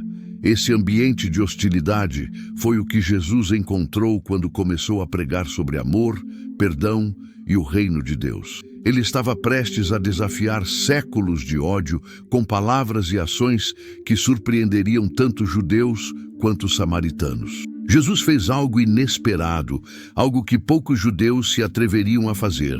Escolheu viajar pela Samaria. No Evangelho de João, capítulo 4, versículo 4, lemos: "Era necessário que ele passasse por Samaria." Embora não fosse uma rota geograficamente obrigatória, era essencial para os propósitos de Jesus. Ele sabia que teria um encontro divino em um antigo poço. Chegou à cidade de Sicar, perto da terra que Jacó dera a seu filho José, onde ficava o famoso Poço de Jacó, um local de grande significado histórico. Era por volta do meio-dia, o calor estava intenso. Jesus, cansado da viagem, sentou-se ao lado do poço enquanto seus discípulos foram à cidade comprar comida. Uma mulher samaritana se aproximou para tirar água, algo incomum para aquele horário, já que as mulheres normalmente buscavam água pela manhã ou ao entardecer, quando o calor era mais ameno. Essa mulher, porém, evitava as outras mulheres da cidade, provavelmente por conta de uma vida pessoal cheia de complicações. Jesus, então, quebrou diversas normas sociais com um simples pedido registrado em João 4, versículo 7. Dá-me de beber. Eram apenas 3 palavras, mas violavam várias regras culturais. Um homem judeu não falaria com uma mulher em público, especialmente sozinho. Além disso, um judeu jamais pediria algo a um samaritano, e muito menos beberia de um recipiente usado por uma mulher samaritana. A mulher, surpresa, respondeu no versículo 9, como sendo tu judeu, me pedes a mim, samaritana, para beber? Ela reconheceu que ele era judeu pelas roupas e pelo sotaque, e aquilo não fazia sentido para ela. Jesus respondeu com palavras misteriosas no versículo 10. Se soubesses o dom de Deus e quem é o que te diz, dá-me de beber, tu lhe pedirias e ele te daria água viva. Ele estava falando não de água física, mas de água espiritual. No entanto, a mulher ainda não compreendia. Pensou que ele se referia à água do poço. A conversa continuou, e a mulher comentou sobre a profundidade do poço, questionando como ele conseguiria tirar água, já que não tinha um recipiente. Jesus explicou que a água que ele oferecia saciaria a sede para sempre. Ainda pensando de forma literal, a mulher pediu, no versículo 15, Senhor, dá-me dessa água, para que eu não tenha mais sede, nem precise vir aqui tirá-la. Foi então que Jesus fez algo inesperado. No versículo 16 ele disse, vai, chama teu marido e vem cá. Esse simples pedido revelaria a verdade sobre a vida da mulher. Ela respondeu, não tenho marido, o que era tecnicamente verdade, mas ocultava uma história mais complexa. Jesus, com seu conhecimento sobrenatural, respondeu nos versículos 17 e 18. Disseste bem, não tenho marido, porque tiveste 5 maridos, e o que agora tens não é teu marido. Isso disseste verdade. Jesus sabia de sua história. 5 casamentos fracassados, e agora vivendo com um homem sem ser casada. A mulher, percebendo que estava diante de alguém especial, disse no versículo 19, Senhor, vejo que és profeta. Ela reconheceu que ele possuía um dom divino, capaz de ver o que ninguém mais poderia. A conversa então se aprofundou, com a mulher levantando a questão central de divisão entre samaritanos e judeus. Onde se deveria adorar a Deus? Ela mencionou a montanha, onde seus antepassados adoravam, enquanto os judeus insistiam que o verdadeiro culto deveria ser em Jerusalém. Jesus, em vez de entrar na disputa, ofereceu uma resposta revolucionária, registrada no versículo 21. Mulher, acredita em mim, a hora vem em que nem neste monte, nem em Jerusalém, adorareis o Pai. Ele disse que a verdadeira adoração não dependia de um local físico, mas de adoradores que o fizessem em espírito e em verdade. A mulher compreendeu a profundidade daquilo que Jesus dizia, e no versículo 25 declarou, Eu sei que o Messias, chamado Cristo, virá. Quando ele vier, nos anunciará todas as coisas. Jesus, então, revelou-lhe de maneira clara e direta quem ele era, dizendo, Sou eu que falo contigo. João 4:26. Não havia mais mistérios ou parábolas. Ele era o Messias, aquele que ela esperava, aquele que poderia responder todas as perguntas e unificar a verdadeira adoração. Nesse momento, os discípulos retornaram e ficaram surpresos ao ver Jesus conversando com uma mulher samaritana.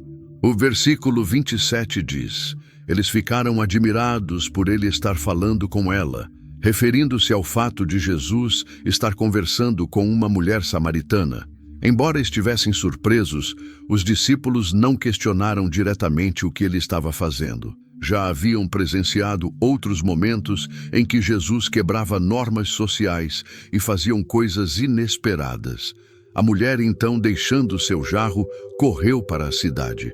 Ela estava tão entusiasmada que se esqueceu do motivo original de sua ida ao poço. Nos versículos 28 e 29 lemos: então a mulher deixou o seu cântaro e foi para a cidade e disse aos homens: venham, veja um homem que me disse tudo o que eu fiz. Será que este é o Cristo? Seu testemunho foi simples, mas impactante. Ela revelou como aquele homem conhecia toda a sua vida, apesar de nunca tê-la encontrado antes. Muitos samaritanos daquela cidade creram em Jesus por causa do que ela contou. Eles o convidaram a ficar com eles e Jesus passou 2 dias em Sicar ensinando.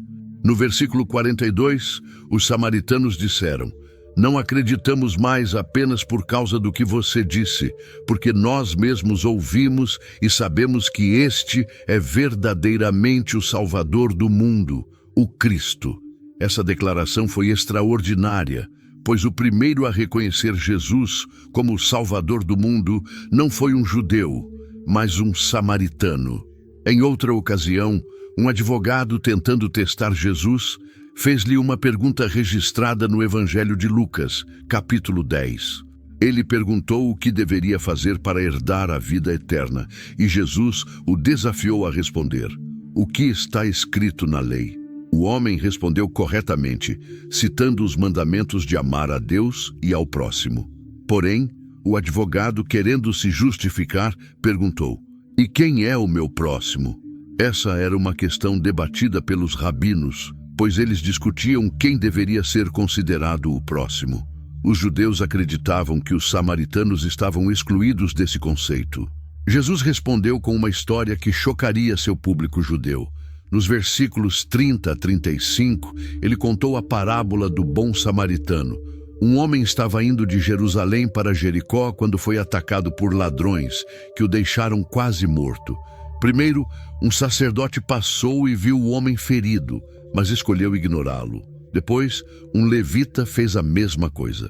Esses líderes religiosos, que deveriam demonstrar compaixão, simplesmente o evitaram, provavelmente por preocupações com a pureza ritual, já que o homem poderia estar morto. Então, Jesus surpreendeu todos ao introduzir um samaritano na história. Mas um samaritano, que estava viajando, aproximou-se dele e, ao vê-lo, teve compaixão. Versículos 33 e 34. O samaritano cuidou das feridas do homem, levou-o para uma hospedaria e pagou por seus cuidados. O inimigo desprezado, o herege, o mestiço impuro, foi quem demonstrou verdadeira compaixão. No versículo 35, ele até deixou dinheiro com o estalajadeiro e prometeu pagar mais quando voltasse. Jesus então perguntou ao intérprete da lei: qual destes 3 você acha que foi o próximo do homem que caiu nas mãos dos ladrões? A pergunta inverteu a situação. A questão não era mais quem era o meu próximo, mas como eu posso ser um bom próximo para os outros. O intérprete, sem coragem de dizer samaritano, respondeu: aquele que teve misericórdia dele. E Jesus lhe disse: vai e faz o mesmo.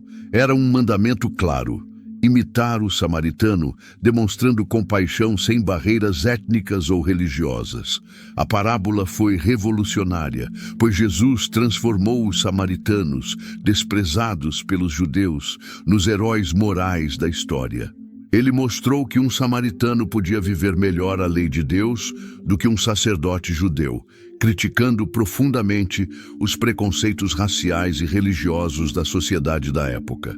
Jesus continuou a desafiar normas em sua jornada. Em Lucas 17:12, ele encontrou 10 leprosos enquanto viajava entre a Samaria e a Galileia.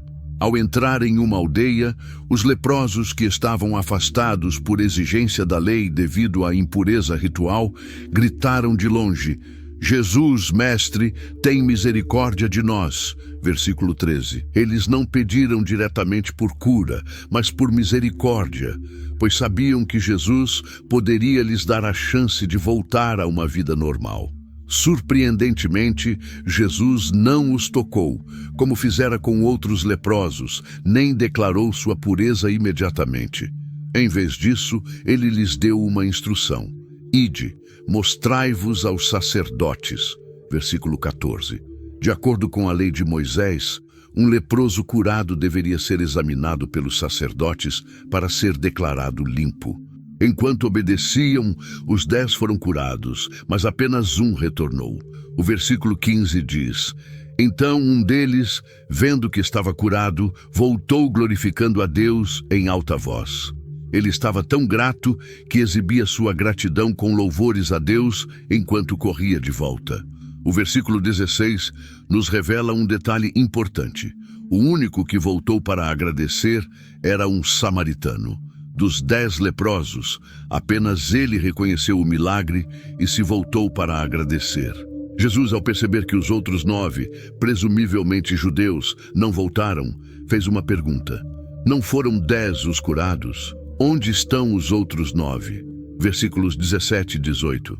O uso da palavra estrangeiro no versículo 18 enfatizava o fato de que o único a demonstrar gratidão era aquele que estava fora do povo escolhido. Jesus então disse ao samaritano: Levanta-te e vai, a tua fé te salvou.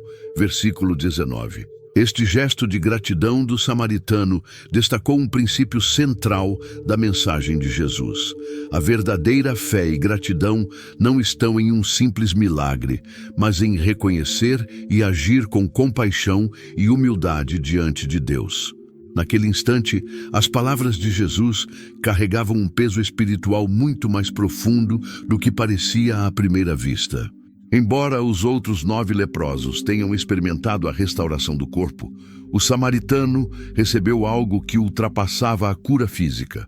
Ele foi alcançado pela salvação plena.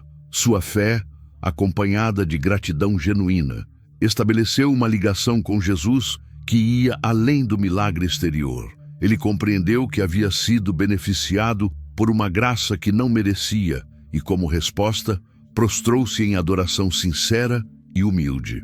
Os 9 judeus, ao que tudo indica, encararam o milagre como algo esperado, talvez até como um direito ou uma coincidência favorável. Já o samaritano entendeu que havia sido agraciado e reagiu com reconhecimento e reverência. Jesus, repetidas vezes, deixou claro que linhagem étnica ou tradição religiosa não concedem privilégio algum diante de Deus. O que realmente tem valor é a disposição interior do coração. Depois de ressuscitar dentre os mortos, Jesus reuniu seus discípulos e lhes transmitiu suas últimas orientações antes de subir aos céus. Conforme registrado em Atos 1:8, ele declarou que eles receberiam poder quando o Espírito Santo viesse sobre eles e que seriam suas testemunhas, começando em Jerusalém, avançando por toda a Judéia, alcançando Samaria e, por fim, chegando aos confins da terra. Essa comissão era direta e incluía Samaria de maneira explícita. Para discípulos judeus, essa ordem era desconcertante, pois desde cedo haviam aprendido a manter distância dos samaritanos. Ainda assim, Jesus deixou claro que o evangelho não poderia ser limitado por antigas rivalidades. Os samaritanos também faziam parte do plano redentor de Deus. Essa oportunidade surgiu mais cedo do que qualquer um poderia imaginar. Após o assassinato de Estevão, uma onda violenta de perseguição explodiu em Jerusalém. Os seguidores de Jesus foram forçados a abandonar a cidade em busca de refúgio. Atos 8:1 relata que Saulo consentiu na morte de Estevão e que naquele mesmo dia uma perseguição severa se levantou contra a igreja em Jerusalém, espalhando os cristãos pelas regiões da Judéia e de Samaria, com exceção dos apóstolos. Aquilo que parecia um desastre irreversível revelou-se, na verdade, um instrumento nas mãos de Deus para expandir a mensagem do Evangelho. Os cristãos que fugiam não permaneceram em silêncio. Por onde passavam, anunciavam a Cristo. Alguns deles atravessaram antigas barreiras e chegaram a Samaria, levando a boa nova. Entre esses estava Filipe, um dos 7 diáconos escolhidos pela Igreja de Jerusalém. Ele foi até Samaria e proclamou publicamente a mensagem de Cristo. Atos 8, 5, 6 descreve o impacto de sua atuação. Filipe desceu à cidade de Samaria e anunciou o Messias, e as multidões, unidas, ouviam atentamente suas palavras, observando os sinais que ele realizava. Assim como Jesus, Filipe pregava e operava milagres. Muitos samaritanos creram na mensagem, foram batizados e receberam o Evangelho com grande alegria. Atos 8, 8 afirma que a cidade foi tomada por uma alegria intensa e visível. Quando os apóstolos em Jerusalém souberam que Samaria havia acolhido a palavra de Deus, enviaram Pedro e João para confirmar o que estava acontecendo. Em Atos 8, 14 e 15, lemos que, ao chegarem, eles oraram para que os samaritanos recebessem o Espírito Santo. E o Espírito desceu sobre eles, confirmando de forma inequívoca que eram aceitos por Deus da mesma maneira que os cristãos judeus. A antiga divisão entre judeus e samaritanos começava a ruir em Cristo. Aqueles que antes evitavam qualquer contato, agora atravessavam fronteiras históricas para anunciar o Evangelho. O que Jesus havia iniciado ao conversar com a mulher, junto ao poço de Jacó, a igreja primitiva estava agora levando à plenitude. A mensagem do reino havia alcançado Samaria com poder transformador. Apesar de uma trajetória marcada por conflitos, os samaritanos conseguiram sobreviver como povo por quase 2 milênios, enfrentando perseguições sob diversos impérios. Mesmo diante de enormes adversidades, preservaram sua identidade, suas tradições e sua fé com impressionante perseverança. Durante o domínio romano, foram ocasionalmente tolerados, mas muitas vezes oprimidos. Após a destruição do Templo de Jerusalém, no ano 70 d.C., tanto judeus quanto samaritanos passaram a praticar sua fé sem um templo central. Mais tarde, sob o Império Cristão Bizantino, os samaritanos sofreram perseguições severas, embora muitos tenham permanecido fiéis à sua antiga religião.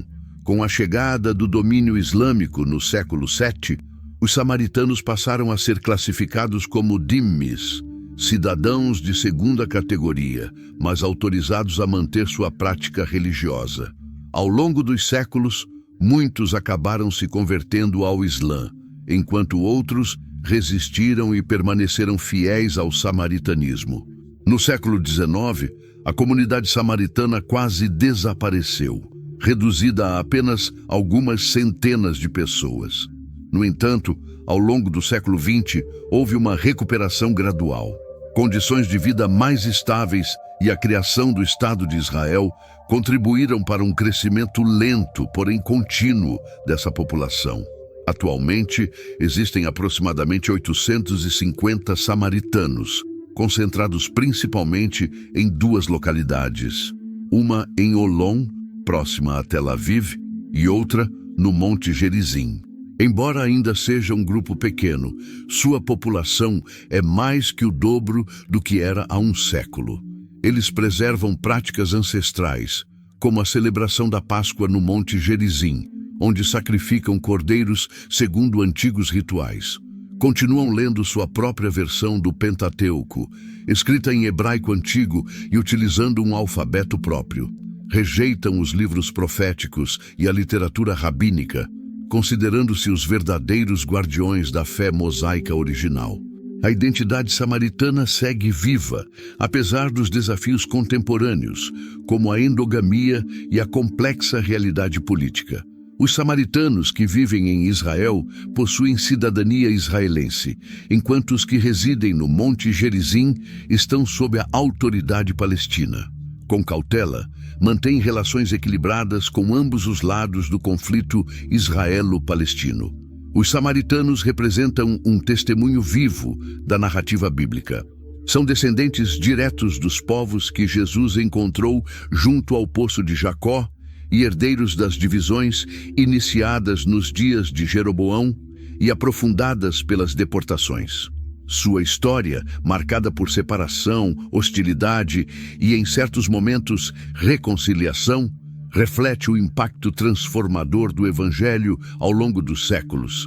Se essa história tocou você, compartilhe-a com amigos e familiares. Muitos desconhecem quem os samaritanos realmente foram. E ao divulgar esse conhecimento, você contribui para preservar uma parte essencial da história bíblica. Se essa história abriu seus olhos e fez você enxergar a Bíblia com mais profundidade, não deixe isso terminar aqui. Inscreva-se no canal agora, porque toda semana trazemos histórias bíblicas que quase ninguém conta, com contexto histórico, emoção e verdades que transformam. Deixe seu like para que essa mensagem alcance mais pessoas. Compartilhe com alguém que ama aprender sobre a palavra e faça parte dessa comunidade que busca uma fé não fingida, enraizada na verdade. Aqui, cada vídeo é uma jornada. E o próximo capítulo pode mudar a forma como você vê a Bíblia